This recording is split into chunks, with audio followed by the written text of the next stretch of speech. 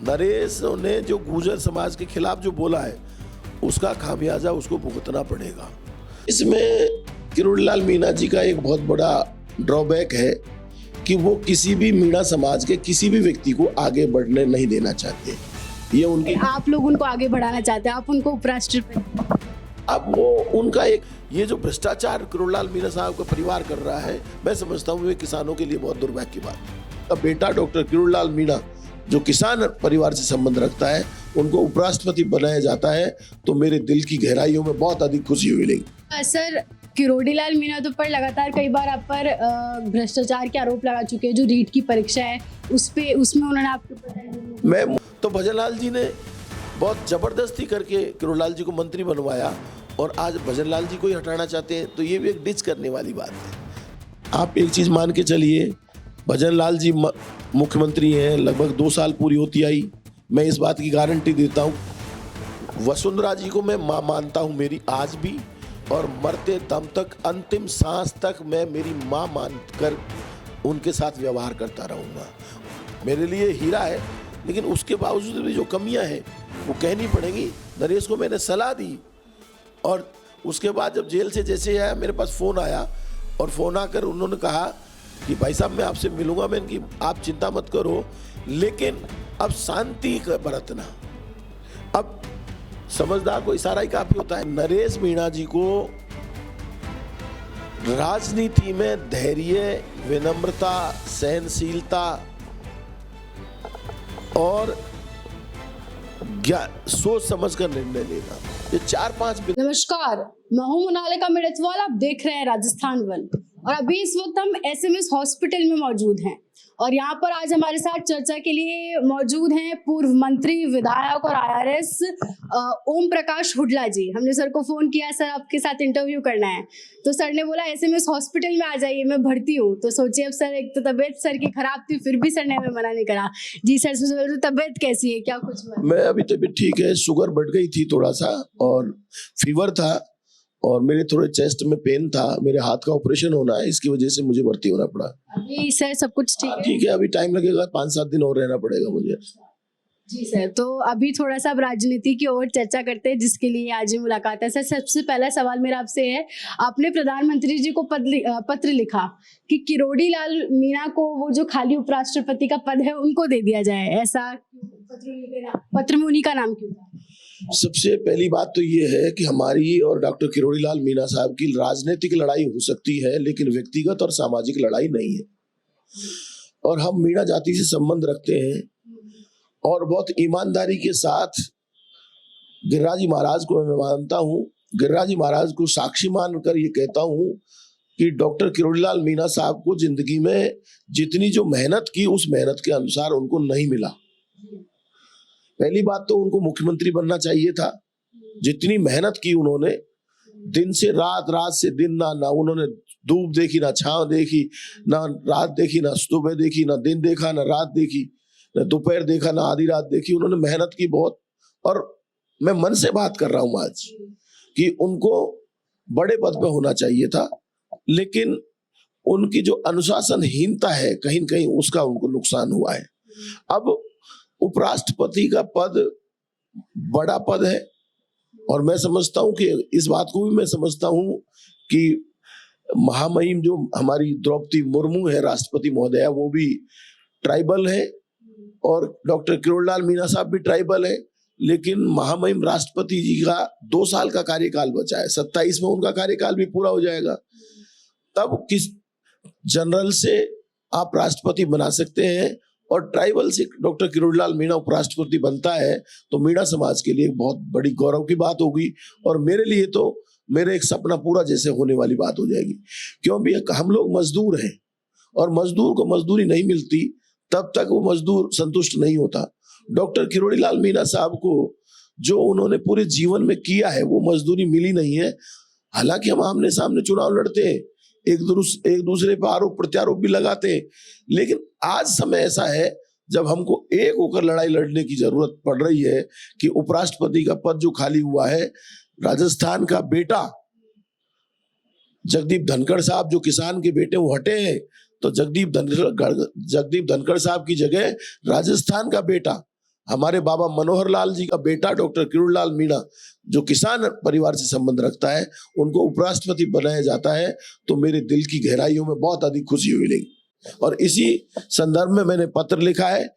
आज मैं माननीय मुख्यमंत्री जी को भी पत्र लिखूंगा, भजन लाल जी को, कि आप एक पत्र प्रधानमंत्री को आप अपनी तरफ से भी लिखिए कि डॉक्टर किरोड़ी लाल मीणा साहब को उपराष्ट्रपति बनाया जाना चाहिए और वो डिजर्व करते हैं। अच्छा सर, किरोड़ी लाल मीणा तो पर लगातार कई बार आप पर भ्रष्टाचार के आरोप लगा चुके हैं। जो रीट की परीक्षा है उसमें उन्होंने आपके ऊपर उन्होंने आरोप लगा दिया, लेकिन आरोप कोई सिद्ध नहीं हुआ। आरोप तो लगाते रहते हैं, आरोप प्रत्यारोप राजनीति में चलता रहता है। उन्होंने हमारे यहाँ ईडी की रेड करवाई 26 अक्टूबर 2023 को। 2 साल हो गए, ईडी को भी कुछ नहीं मिला। इसलिए नहीं मिला कि हम रीट के बारे में हम जानते ही नहीं। मैं इसके संदर्भ में जो एसओजी जांच कर रही है, एसओजी के अफसरों से भी मैं मिला कि रीट से ओम प्रकाश हुड्डा और गोविंद सिंह डोटासरा का कोई संबंध है क्या। तो एसओजी के अधिकारियों ने भी ये कहा कि गोविंद सिंह जी डोटासरा और ओम प्रकाश हुड्डा जी का रीट परीक्षा से सब कोई संबंध नहीं है। जब एसओजी ने जांच करके 140 लोगों को अरेस्ट कर लिया तो वो हमारे घर तक क्यों नहीं आए? इसलिए नहीं आए कि हमारा रोल नहीं है और अब तो हमारी सरकार भी नहीं है। और मैं तो बहुत ईमानदारी के साथ, विनम्रता के साथ निवेदन करना चाहता हूं, जो भी एजेंसियां जांच कर रही हैं उनको कसम है भगवान की, अगर मानते हो तो, अगर हम गलत हैं तो हमारे खिलाफ कार्रवाई करनी चाहिए। अच्छा सर, किरोड़ी लाल मीणा ने आपने कहा था कि वो नरेश मीणा की मदद उन्होंने क्यों नहीं की, ये इसके पीछे आपको क्या वजह लगती है? वो तो है भी मीणा समाज से। इसमें किरोड़ी लाल मीणा जी का एक बहुत बड़ा ड्रॉबैक है कि वो किसी भी मीणा समाज के किसी भी व्यक्ति को आगे बढ़ने नहीं देना चाहते। ये उनकी, आप लोग उनको आगे बढ़ाना चाहते हैं, आप उनको उपराष्ट्रपति। अब वो उनका एक अंतिम काल आ गया है। अब वो वट वृक्ष जो है उसकी श्रेणी में पहुंच गए। हम अंकुरित पौधे हैं, वो हमारे दादाजी की उम्र के हैं, हम उनके पोते की उम्र के हैं। अब उनका हम विरोध करें कोई फायदा नहीं है। अब हम चाहते हैं कि वो उपराष्ट्रपति बने और उपराष्ट्रपति के बाद राष्ट्रपति बने और देश में हमारे मीणा समाज का नाम हो। हमारी मीणा जो ट्राइबल है वो भी 20% लोग जो हैं, 30 करोड़ ट्राइबल हैं भारत में, क्या उनका प्रतिनिधित्व तो नहीं होना चाहिए? होना चाहिए। और खास तौर से जो सेंट्रल मध्य भारत के बीच उत्तरी भारत में जहां हमारा ट्राइबल एरिया है, उस ट्राइबल एरिया में से कोई न कोई या राष्ट्रपति उपराष्ट्रपति का पद तो मीणा को मिलना चाहिए और हम मीणा की तो मांग कर रहे हैं। अब आप एक चीज मान के चलिए, भजन लाल जी मुख्यमंत्री हैं, लगभग 2 साल पूरी होती आई। मैं इस बात की गारंटी देता हूं कि वो अगले 3 साल तक नहीं हटेंगे, वो ही मुख्यमंत्री रहेंगे। अशोक गहलोत तो कह रहे थे कि उनको हटाने की षड्यंत्र चल रहा है, लेकिन अशोक गहलोत जी ने ये भी तो कहा है ना कि हमें तो भजन लाल जी सूट है। तो मैं भी ये कह रहा हूँ, भजन लाल जी अच्छे आदमी, अच्छा काम कर रहे हैं, हमें भी सूट है। मतलब अच्छा कर रही है भजन लाल सरकार अभी राजस्थान में? मेरे दिमाग से तो भजन लाल जी बहुत अच्छा काम कर रहे हैं। जो एक नया आदमी नया काम की शुरुआत करे और नया काम की, आप समझ सकते हैं, जब आप पत्रकारिता में आए होंगे तब आपने शुरुआत में धीरे धीरे तो सीखा है, वैसे ही मैंने भी राजनीति में धीरे धीरे सीखा है। तो भजन लाल जी जिस तरह से नए हैं उस हिसाब से अच्छा पिकअप कर रहे हैं। और मैं जहां तक समझता हूँ लॉ एंड ऑर्डर की बात है, कुछ छोटी छोटी चीजें हैं जो लापरवाही हो रही है। अब जैसे ये स्कूल गिरी है तो ये स्कूल तो ये जो नीचे का एडमिनिस्ट्रेशन होता है उसकी गलती मानता हूं मैं आपको एक छोटी सी बात बता रहा हूँ। डॉक्टर किरोड़ी लाल मीणा साहब के पास आपदा राहत मंत्रालय है और आपदा राहत मंत्रालय में मेरी विधानसभा क्षेत्र के लिए लगभग 3 करोड़ रुपए स्वीकृत किए उन्होंने। 150 स्कूलों के लिए 3 करोड़, हर स्कूल के लिए 2 लाख रुपया।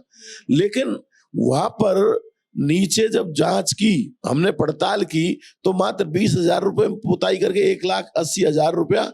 वहां कुछ एकाध अध्यापक है, एक तो अध्यापक भी मिले हुए हैं उनसे, वहां का जयन भी मिला हुआ है उनसे और ठेकेदार भी मिला हुआ है उनसे। अब जो 2 लाख रुपए खर्च होने थे वह 1,80,000 रुपए बच गए और 20,000 रुपए। अब इस तरह का भ्रष्टाचार नीचे है। इसमें मैं समझता हूँ शिक्षा मंत्री जिम्मेदार नहीं है, ना मुख्यमंत्री जिम्मेदार है, इसमें जिम्मेदार है लोकल एडमिनिस्ट्रेशन, उसको काम देखना चाहिए।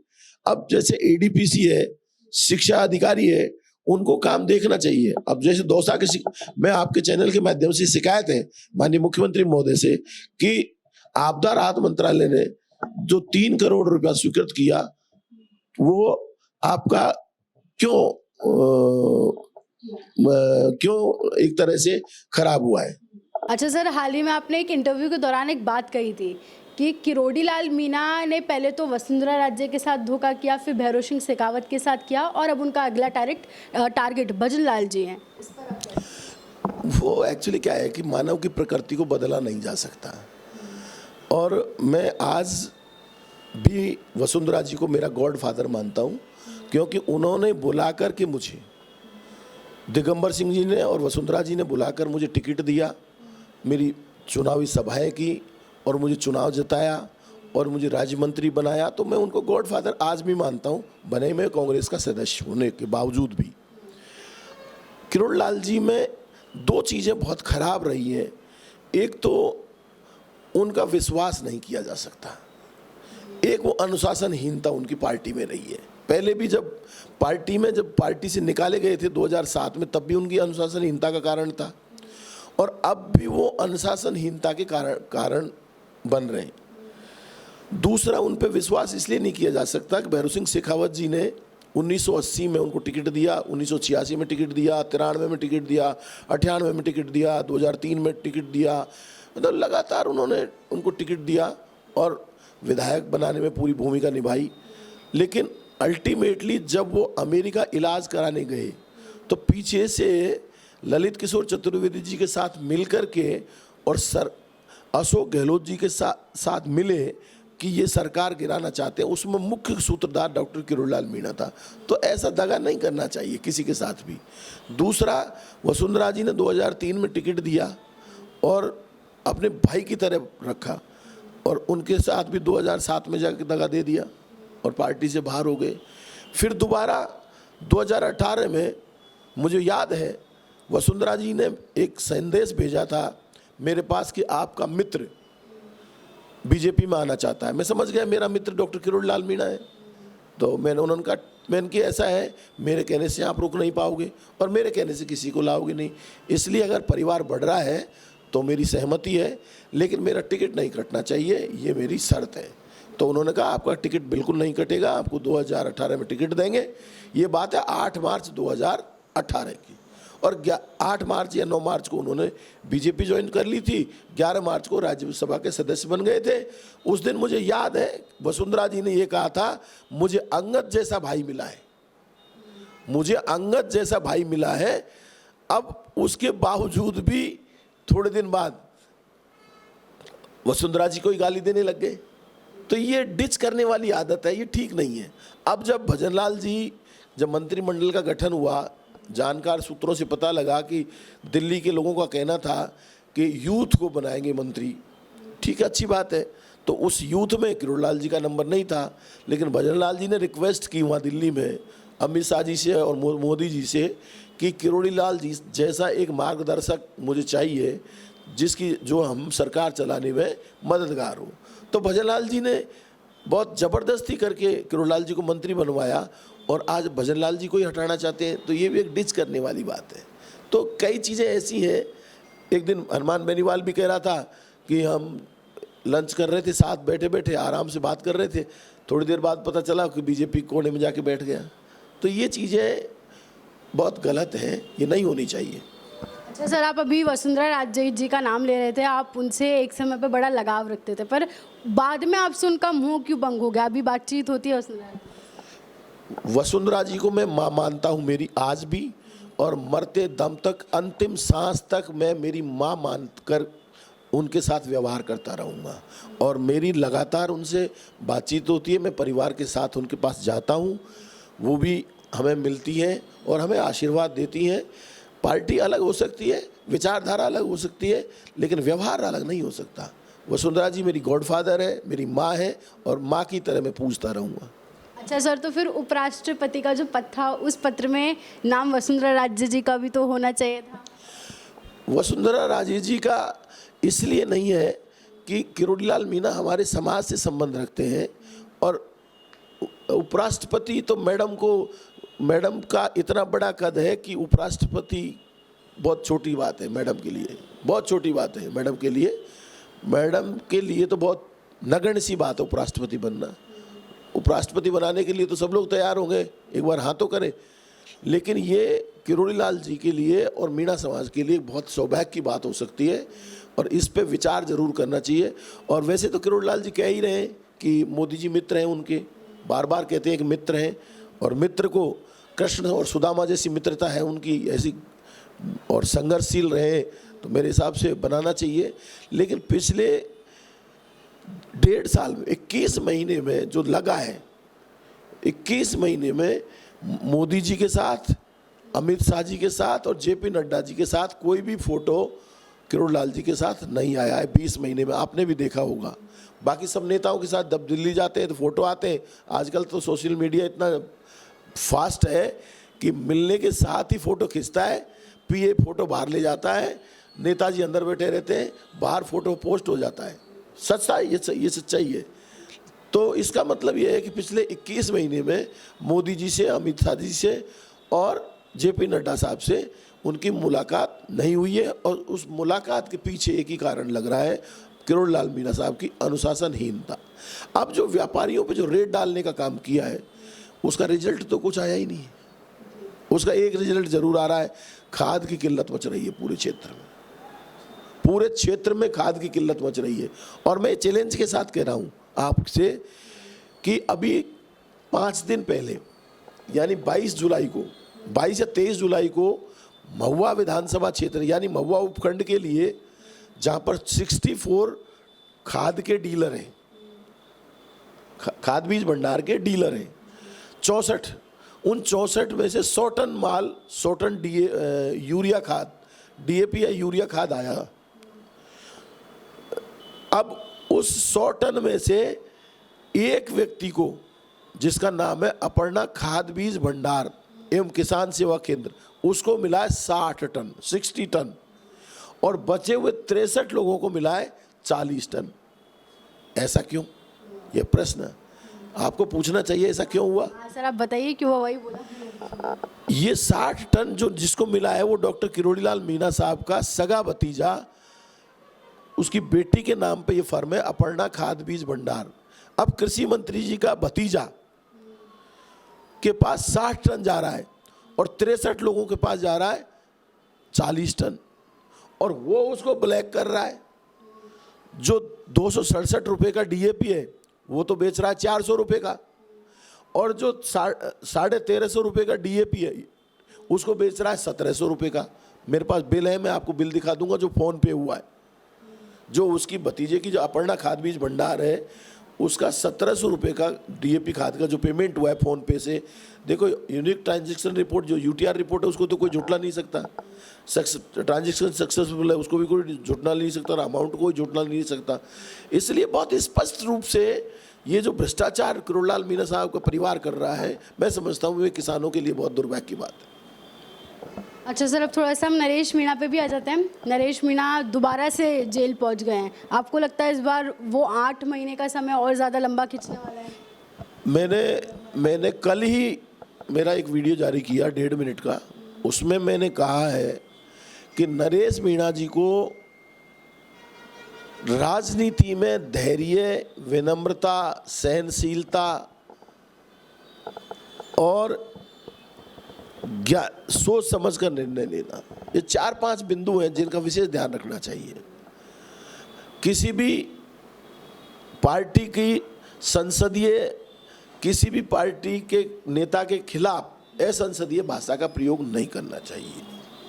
नरेश मीणा ने, चाहे प्रमोद जैन भाया हो, चाहे वसुंधरा राजे जी हो, चाहे गोविंद सिंह जी डोटासरा जी हो, चाहे सचिन पायलट साहब हो, इन सब के लिए उन्होंने जो अभद्र और असंसदीय भाषा का जो प्रयोग किया है वो बिल्कुल निंदनीय है।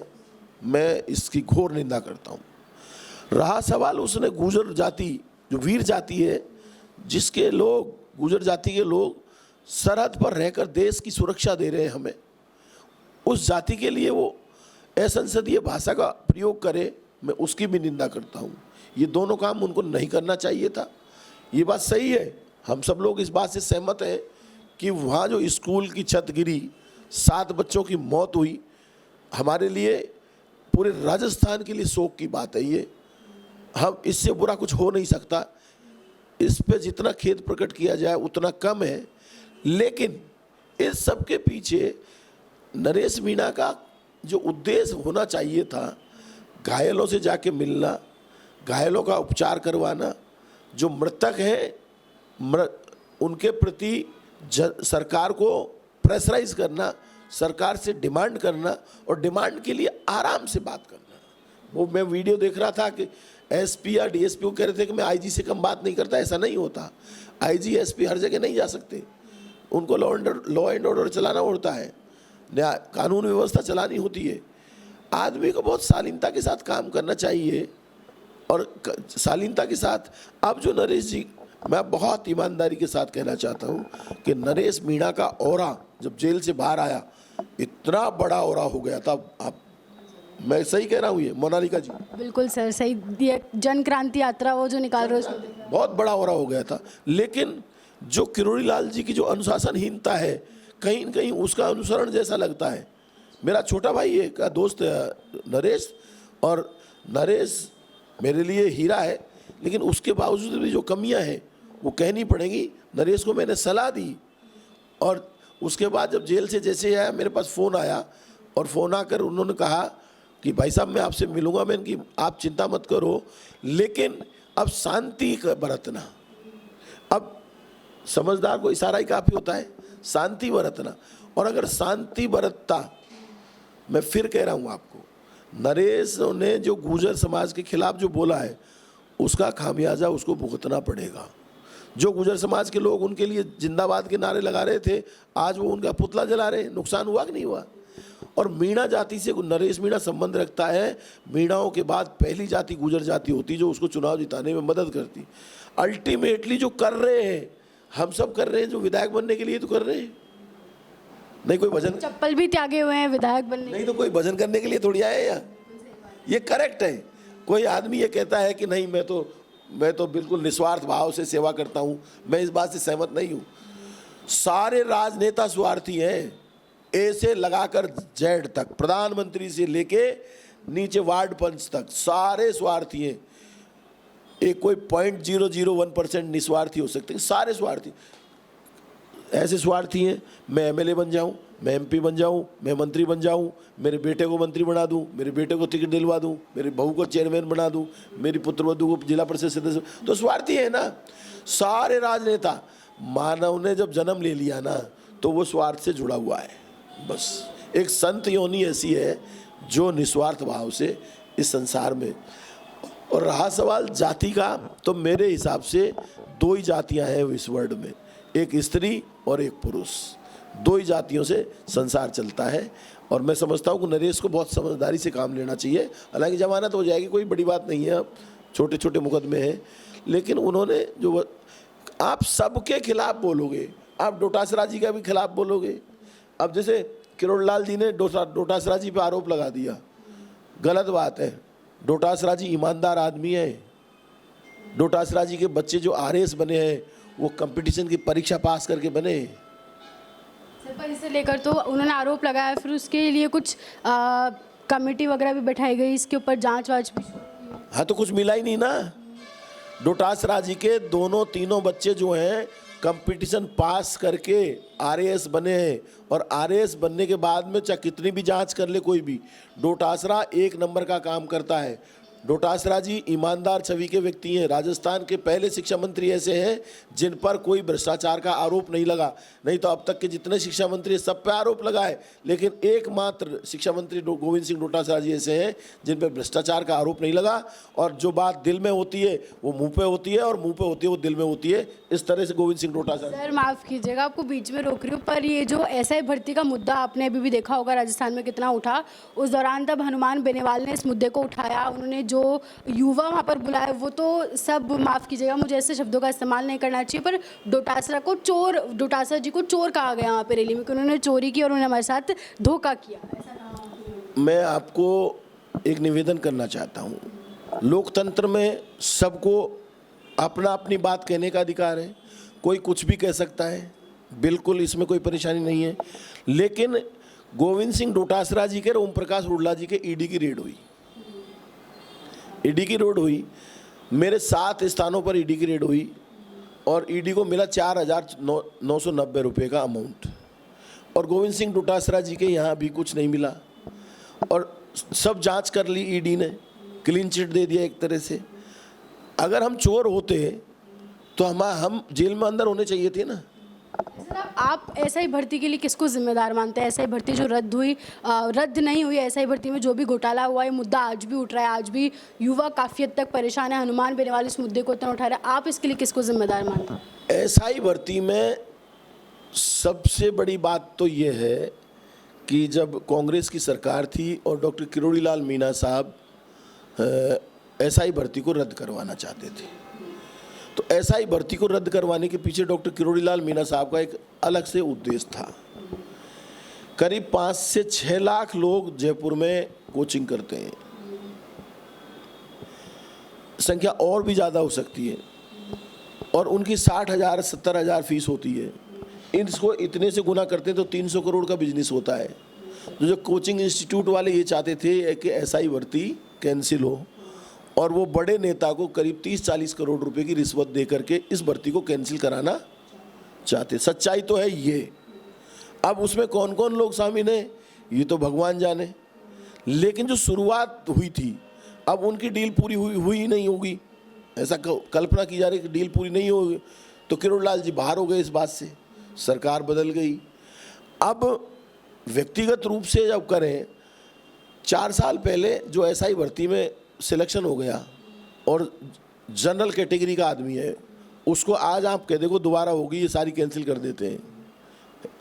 अब उनकी अंतिम आयु 28 वर्ष है, अब वो 32 वर्ष का हो गया। बताओ आप, सामान्य श्रेणी का लड़का क्या करेगा? बताइए आप क्या करेगा वो? तो भविष्य दांव पर लगा। अच्छा सर, जो आप ये उसका भविष्य तो खतरे में है ना। तो मेरा इसमें सुझाव है माननीय मुख्यमंत्री भजनलाल जी से कि 743 लोग जो सिलेक्ट हुए, इनका एक पेपर ले लेना चाहिए दोबारा, और दोबारा पेपर लेकर के जैसा पेपर उस समय आया था उसी लेवल का एक पेपर ले लेना चाहिए, और जो लोग इसमें पास हो जाएंगे उनको तो एक अलग तरह से अलग रख दीजिए, और जो पास नहीं होते उनकी जांच कर लीजिए। जब जांच में जो गलत पाए जाएंगे उनको निकाल दो, और जो सही है उनको नौकरी दे दो। अच्छा सर, अभी आप वो जो डील की बात कर रहे थे कि किरोड़ी लाल मीणा जी ने वो डील कर ली कोचिंग इंस्टीट्यूट्स के साथ, नहीं ऐसा हुआ होगा, तो क्या ये ऐसा ही डील का सिस्टम अभी बेनीवाल जी के साथ चल रहा है? नहीं, मैंने किसी पे ऐसा आरोप नहीं लगाया। मेरा कहने का मतलब था कि 7 से 8 लाख लोग, जब सत्ता के गलियारों में बात चल रही थी, किरोड़ी लाल जी मुद्दा उठा रहे थे, उस समय कोचिंग के लोग, कोचिंग इंस्टीट्यूटों के लोग भी घूम रहे थे, बहुत सारे नेता इसमें इन्वॉल्व थे जो कि एसआई भर्ती रद्द हो, तो 300 करोड़ रुपए का 300-350 करोड़ रुपए का बिजनेस था। उसमें से कोचिंग इंस्टीट्यूट वाले लोग ये कहते फिर रहे थे कि 50 करोड़ रुपए हम किसी को भी दे देंगे अगर भर्ती रद्द हो जाए। तो ये कहीं न कहीं जो बातें चलती हैं, तो उसमें कितनी सच्चाई हो सकती है ये तो जांच का विषय है, लेकिन मैं समझता हूँ कुछ न कुछ तो जब कहीं न कहीं धुआं उठती है तो आग लगती है, ऐसा मेरा मानना है। सर मैं आपसे पूछना चाहती हूँ कि किरोड़ी लाल मीणा ने जब इस मुद्दे को वहाँ पे छोड़ दिया, तो अब बेनीवाल जी क्यों दोबारा इस मुद्दे को इतना ज़्यादा उस तरीके से उठा रहे? कई लोग इसको राजनीति से भी कंपेयर कर रहे हैं कि वो राजनीति चमकाने की कोशिश कर रहे हैं, आप क्या कुछ सोचते हैं? मैडम मैं एक बात बताऊँ, जब राजनीति कर ही रहे हैं तो राजनीति ही कर रहे हैं। कुछ लोग कहते हैं हमने राजनीति नहीं कर रहे, राजनीति ही कर रहे हैं। कौन कहता है राजनीति नहीं कर रहे? अब कल जब झालावाड़ का जो बात हुई थी, तो ये लोग वहाँ पहुँचना एक अपने आप में अपने राजनीतिक वर्चस्व को बढ़ाने की तो बात है। जो राजनीतिक नैतिक जिम्मेदारी चाहती है, राजनीति में भी जिम्मेदारी अलग अलग तरह की होती हैं, व्यक्तिगत जिम्मेदारी होती है, सामाजिक जिम्मेदारी होती है, आर्थिक जिम्मेदारी होती है, प्रशासनिक जिम्मेदारी होती है। तो ये जो लोग अपने अपने क्षेत्र में जाते हैं तो उनकी नैतिक जिम्मेदारी को निभाने के लिए जाते हैं, और वो राजनीति की श्रेणी में ही आता है।